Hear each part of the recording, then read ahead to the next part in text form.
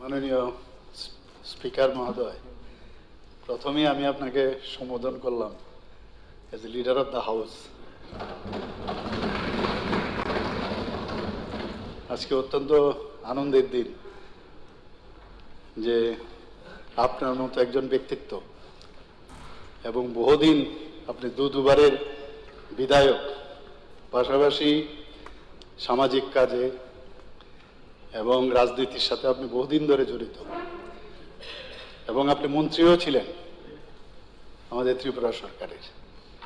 সেই জায়গায় আমি সমস্ত ত্রিপুরাবাসীর পক্ষ থেকে এবং বিশেষ করে এখানে অপোজিশন লিডারও আছেন এবং সমস্ত যারা আমাদের ট্রেজারি বেঞ্চে আছেন, অপোজিশনে যারা আছেন, সবার পক্ষ থেকে আপনাকে হার্দিক অভিনন্দন ও শুভেচ্ছা জানাচ্ছি।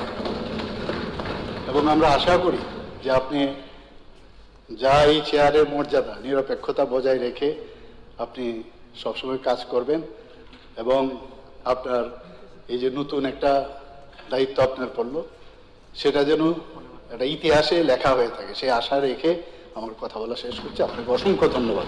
আপনার যাত্রা শুভ হোক।